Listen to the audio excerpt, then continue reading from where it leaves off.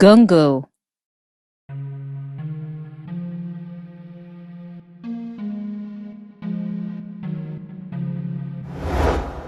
They said every girl in Umweke village had a prize. Some were given for rice, some for goats, others for land. But no one ever asked how much a dream costs. Mma was the youngest daughter, bright-eyed, curious, and always asking why.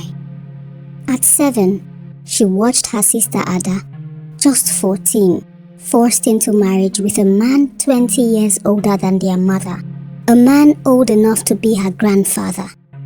Her mother had been married at 15, so no one saw it as strange. In that house, silence was a woman's inheritance, and sorrow her dowry. After Ada left, Mma asked her mother, "Mama, why are we always the ones who must go?" Her mother said nothing.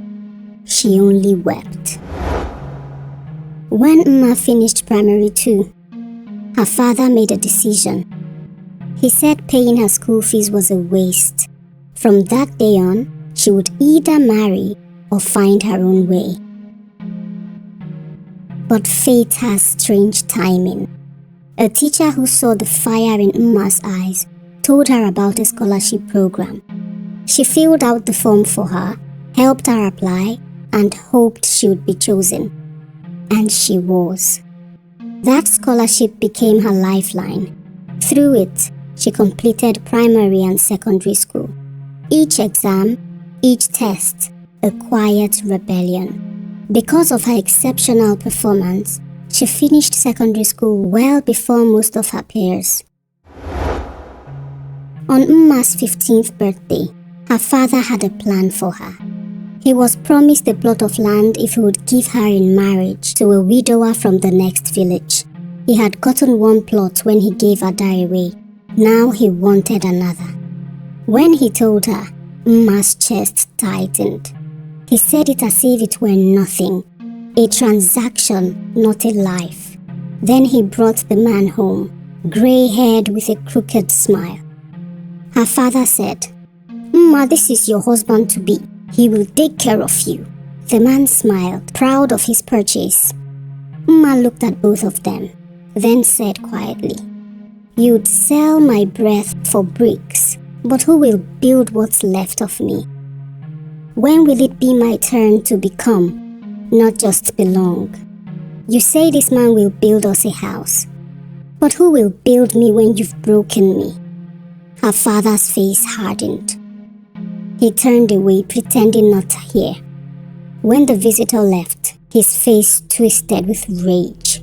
He turned on her, voice booming through the room, calling her disrespectful, disobedient, inconsiderate, ungrateful, like she was the one who had lost her mind for not wanting to marry a man old enough to be her grandfather, like she was the one acting crazy for not leaping with joy at the chance to marry a man who could have been her father's elder, like she was the unreasonable one for not swooning. That night, Mma packed her little bag, 2 old dresses, a piece of bread, and a handful of her favorite books, each one a tiny companion for the journey ahead. While everyone slept, she slipped into the night. Barefoot, heart pounding, she ran toward a city she had never seen, chasing a freedom she had only imagined. She walked for hours, along empty paths, hid in the shadows when strangers passed. When she reached the roadside, she spotted a lorry loaded with fruits, bound for the city. Without hesitation, she jumped onto the back, hiding among the crates, holding her bag close as the vehicle carried her toward her new life. When Mma arrived in the city, she had nowhere to go. The streets buzzed with people who didn't look twice at her, and every corner felt like it belonged to someone else. That night, when the sky turned black and the noise quieted into distant horns and murmurs, she wandered into the bus park. The gates were half closed, and she waited until some people turned away before slipping through a narrow gap in the fence. Inside, old buses stood like sleeping beasts, and she found one with its door slightly open. She climbed in, hurled herself into a seat at the back, and hugged her bag tight. For the next few nights, that bus park became her hiding place. She would sneak in after dusk and sneak out before dawn, trying to stay invisible. But one night, there was a loud, heavy bang on the door. Her heart jumped. Then came voices. Two men, their tones rough and mocking. "We know you are in there," one of them sneered. "Come out now. We just want to talk," the other taunted, followed by laughter that sent chills down her spine. She froze, clutching her bag to her chest, praying they would go away. The door rattled again, harder this time, as if they might break it down. "Open up, small girl! Open this door now!" one shouted. "You think we can't see you, Abby? You think we can't see you, this small girl? Open this door! Open the door right now!" Tears filled her eyes, but she didn't make a sound. She had locked the door from the inside, and that small act, one she hadn't thought much about before, was now her only protection. The men banged a few more times, cursed under their breath. Her heart pounded so loudly she thought it would give her away. She pressed her back against the seat, trembling, too scared to breathe. The door rattled once more, but thankfully, it still didn't open. When the noise finally stopped, she sat there, trembling, her ears ringing in the silence they left behind. She stayed awake till morning, frozen and shaken. When the first light of morning slipped through the cracks of the window, she ran out of the bus park, down the street, her legs shaking beneath her. She ran, barefoot, her small bag clutched against her chest, tears burning down her cheeks. She didn't stop until she reached a row of shops just opening for the day. There, she sat in front of one and wept quietly, exhausted and frightened. The shop owner, a kind-looking woman with tired eyes, came to unlock her door and paused when she saw the crying girl. "What happened, my dear?" the woman asked gently. Between sobs, Mma told her everything. How she had run from home, how she had been sleeping at the bus park, how she had nowhere else to go. The woman sighed deeply and took pity on her. She told Mma about a small cleaning agency that sometimes hired girls to help in people's homes. "You might be a little too young for the job," she said, studying her small frame. "Please, Ma," Mma begged. "I'll do anything. I just need a chance." After a long pause, the woman nodded. "All right, but when they ask you, just tell them you are 17. Tell them you have a small frame, and then they might accept you then." Mma thanked her profusely and asked her name. The woman smiled gently. "You can call me Auntie Ogemdi." She studied Mma's face for a moment. Thin, tired, and far too young to be carrying so much fear. Then she sighed softly. "You can stay with me," she added. "I don't have much, but at least you'll be safe." Her shop was small, the kind that sold a bit of everything. Groundnuts in jars, biscuits in tins, sachet water stacked in a corner.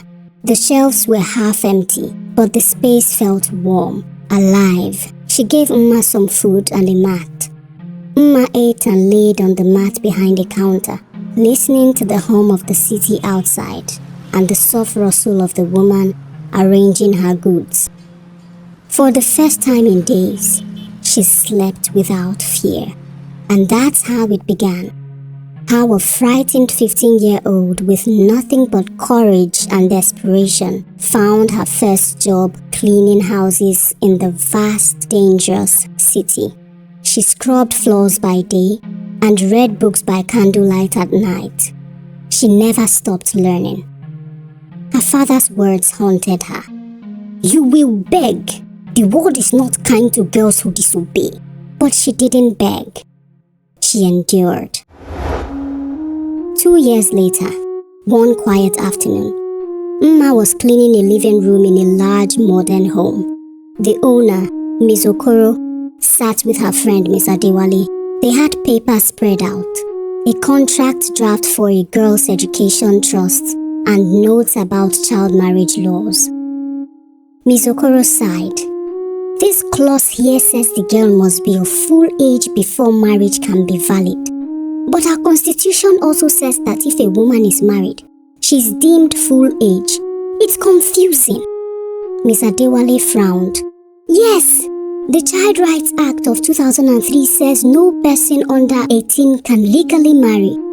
But the Constitution, section 29, subsection 4b, says any woman who is married is deemed full age. So which is it? If she marries under 18, is she full age or not?" Mma paused her cleaning, then spoke softly. "What you are seeing is a gap between law on paper and life in reality." Both women looked up surprised. Miss Adewale looked impressed, and then she asked her, "How do you know that?" Mma smiled shyly. "I read sometimes." They smiled and nodded, looking thoroughly impressed. Mma continued. "So the Child Rights Act says one thing, protect the child. But the Constitution's clause has been used to justify the opposite, that once a girl is married, she's treated as an adult, even if she's a child. That contradiction keeps child marriage alive." "That's exactly what frightened me. The young girl I'm trying to help is only 16. Her parents insist she must marry soon. The contract I drafted was meant to protect her education till 18. But if she's considered full age once married, then what happens?" Mma nodded, her tone steady. "In practice, you must check if her state has adopted the Child Rights Act. Not all have, and ensure the marriage hasn't been contracted yet. Under the Act, a child under 18 cannot legally marry. If it's forced or underage, it can be declared void. But once the marriage happens, that constitutional clause makes it hard to reverse." Ms. Adewale's eyes widened. "So you are saying the education trust is her only real shield?" Mma replied. "Yes, and your power to stand firm. If you say, no contract until she finishes school, you protect her. Not because the law is perfect, but because people like you choose to make it right." Silence followed. Ms. Okoro and Ms. Adewale exchanged a long look. Mma went back to cleaning, quiet but unshaken, unaware that she had just changed her life. The next day, Ms. Okoro called her in. She asked about Mma's background, her education, her dreams. When she learned Mma had finished secondary school through scholarships, she smiled. "You have a lawyer's mind," she said. "If you're willing, I'll sponsor your university education." Ms. Okoro had actually been meaning to ask about Mma for a while. She had noticed how young and bright the girl seemed, how her eyes lit up when she talked about learning. She thought Mma was 19, just as she had said when she was first employed. But in that moment of kindness, Mma couldn't hold back the truth any longer. Her voice trembled as she confessed. "Ma, I'm not 19. I'm 17. There was a long pause. Then Miss Okoro smiled gently. "You are still the same smart, hardworking girl I wanted to help," she said softly. "That doesn't change anything." For the first time in years, Ma cried, not from pain, but from relief. That evening, she ran back to Auntie Ogemdi, the kind shop owner who had taken her in. Breathless with excitement, she told her everything. Auntie Ogemdi's eyes widened in disbelief, then filled with joy. Soon, they were both laughing and jumping up and down in the small shop, surrounded by jars of granules and tins of biscuits, celebrating a miracle they had both hoped for. Years later, the girl who once cleaned floors stood in a courtroom wearing a black robe and white collar. People called her Barrister Mma Okoro. The first case she ever took was for a 13-year-old girl forced into marriage. As she stood before the judge, her voice didn't shake. She spoke with the strength of every silenced girl she had ever known. She saw her past in that little girl's eyes. She argued fiercely. She fought, and she won.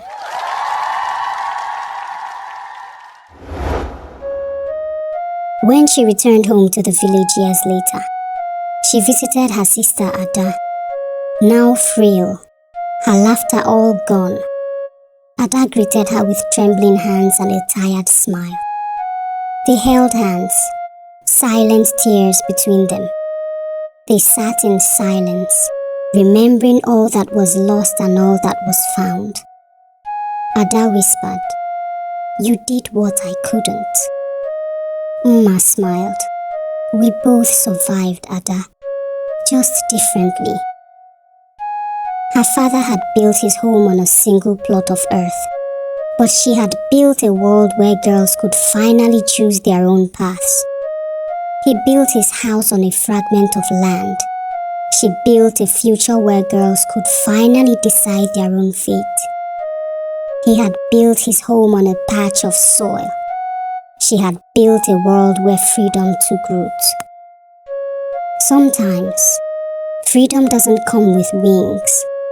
Sometimes, it comes with tired feet, dusty roads, and a whisper in the dark that says, "Not me, not again."